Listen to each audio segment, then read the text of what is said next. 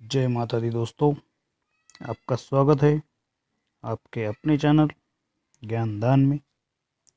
दोस्तों, वैसे तो माना जाता है कि शिव जी भक्तों से की हुई प्रार्थना से बहुत ही जल्द प्रसन्न होने वाले देव है। और अगर साधक द्वारा, भक्त द्वारा उनकी सेवा किसी संक्षिप्त रूप में भी की जाए तो भी वो अत्यधिक प्रसन्न होते हैं और साधक की, भक्त की कामनाओं को पूरा करने में पूर्णतः सहयोग देते हैं और समस्याओं से मुक्ति देने में देर नहीं करते। दोस्तों, आज हम चर्चा करेंगे शिव जी की कृपा प्राप्त करने के ऐसे ही एक उपाय के बारे में। श्रावण मास में जो भी व्यक्ति शिव जी को, भगवान शंकर को जल अर्पित करता है, दोस्तों उस पर शिव जी की अनुकंपा होती है। ऐसा कहा जाता है कि शिव जी पर जल अर्पित करने से त्रिविध तापों का शमन होता है और सभी अभिष्ट कार्य सिद्ध होते हैं। दोस्तों, इस श्रावण में यदि आप 12 ज्योतिर्लिंग पर जल अर्पित करें तो कहा जाता है कि यह जल अर्पण का पुण्य अश्वमेघ यज्ञ के समान होता है। लेकिन दोस्तों, आज के इस समय में एक मास के अंदर, एक महीने के अंदर 12 ज्योतिर्लिंगों पर जाकर जल अर्पित करना असंभव सा प्रतीत होता है, या किसी से ये संभव भी हो सके, लेकिन सर्वसाधारण जन के लिए ये संभव नहीं है। लेकिन दोस्तों, आज हम एक ऐसे उपाय की चर्चा करेंगे जिससे आपको 12 ज्योतिर्लिंग पर जल अर्पित करने का फल प्राप्त होगा। दोस्तों, वैसे तो आप इस श्रावण मास में प्रतिदिन भगवान शंकर का जलाभिषेक करें, बिल्वपत्र, बेलपत्र आदि का अर्पण करें। भगवान शंकर की कृपा आप सबको प्राप्त हो। दोस्तों, इसी के साथ आज हम चर्चा करेंगे उस विशेष उपाय की जिस उपाय के द्वारा आपको 12 ज्योतिर्लिंग के दर्शन तथा 12 ज्योतिर्लिंग पर जल अर्पण करने का फल प्राप्त होगा। दोस्तों, आपको क्या करना है? चाहे आप किसी शिव मंदिर में जाकर ये क्रिया कर सके तो शिव मंदिर में कीजिए। अगर आपको शिव मंदिर में यह करना संभव नहीं है तो आप अपने घर पर भी ये कर सकते हैं। दोस्तों, आप अपने घर पर एक चौके के ऊपर वस्त्र बिछाकर उसमें एक तांबे की थाली रखिए, पूजा थाली जिसे हम कहते हैं। उसमें आप भगवान शंकर को स्थान दें। दो चार दाने उसमें आप अक्षत के डाल दें। उसके ऊपर आप भगवान शिव जी की जो पिंडी होती है उसे स्थान दें। दोस्तों, उसके बाद आप जैसा भी पूजन करते हैं उस तरह से पूजन करें। दोस्तों, आपको क्या करना है, 12 बिल्व पत्र पर सफ़ेद चंदन से अलग अलग 12 ज्योतिर्लिंगों का नाम लिखना है।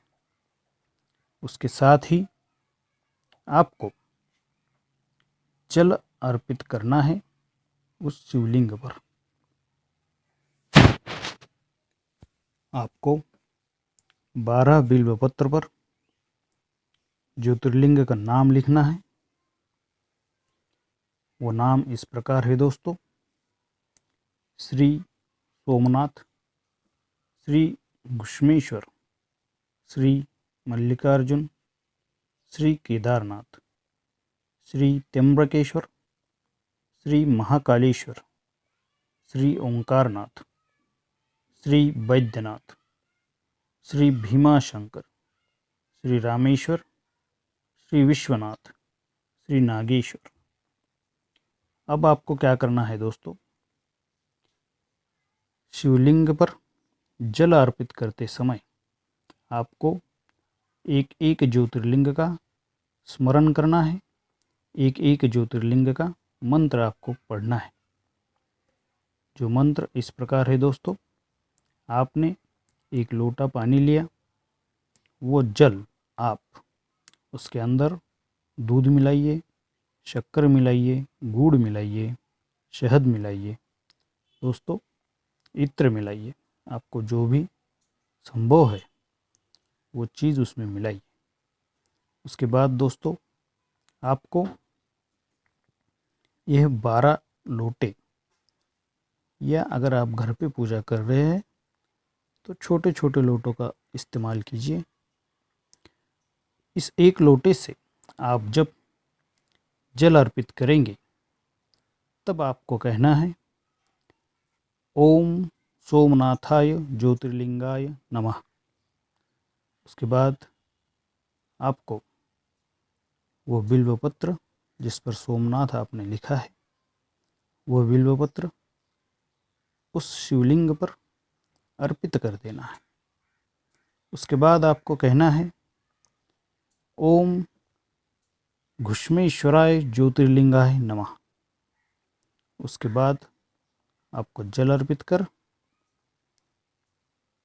जिस बिल्व पत्र पर आपने घुष्मेश्वर लिखा है वह बिल्व पत्र अर्पित कर देना है। उसके बाद फिर से आपको जल अर्पित करना है। जल अर्पित करते समय आपको फिर से कहना है, ओम मल्लिकार्जुनाय ज्योतिर्लिंगाय नमः। फिर जिस बिल्व पत्र पर आपने मल्लिकार्जुन नाम लिखा है वह आपको शिवलिंग को अर्पित करना है। उसके बाद दोस्तों आपको जो जल अर्पित करना है उसके साथ फिर कहना है, ओम केदाराय ज्योतिर्लिंगाय नमः। और आपने जिस बिल्व पत्र पर केदारनाथ जी का नाम लिखा है वह बिल्व पत्र शिवलिंग पर अर्पित कर देना है। फिर से जो जल आप लेंगे वो अर्पित करते समय आपको कहना है, ओम त्र्यंबकेश्वराय ज्योतिर्लिंगाय नमः। उसके उपरांत त्र्यंबकेश्वर लिखा हुआ बिल्व पत्र आपको उस शिवलिंग पर अर्पित कर देना है।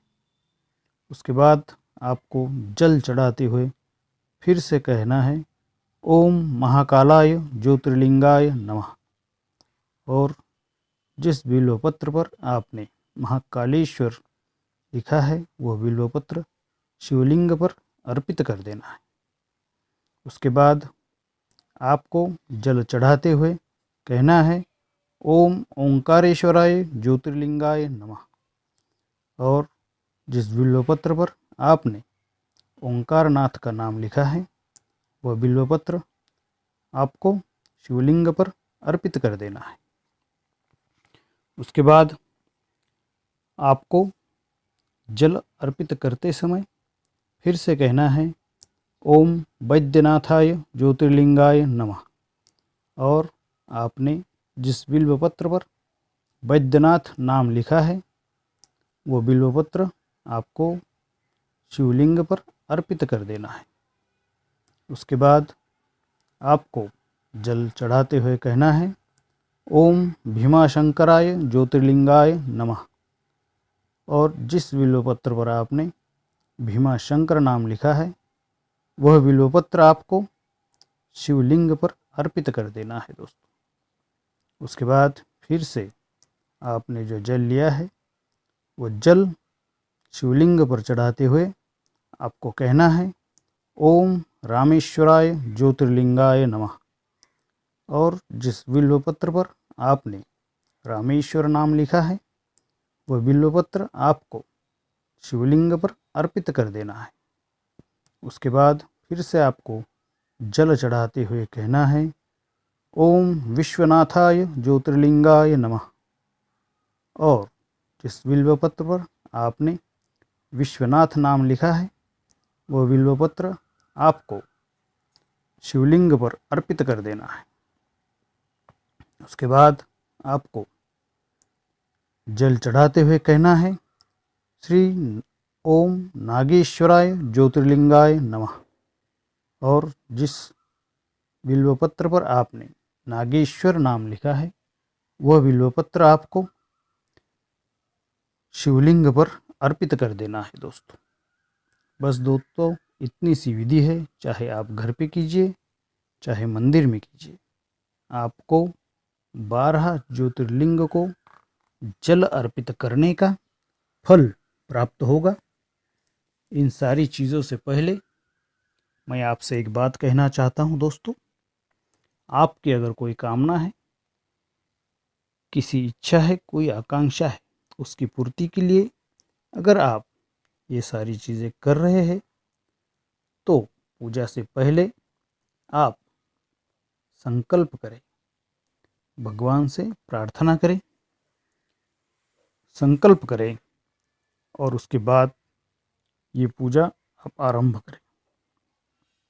संकल्प करने की वजह से आपको फल प्राप्ति में बहुत बहुत ज़्यादा सहायता मिलेगी।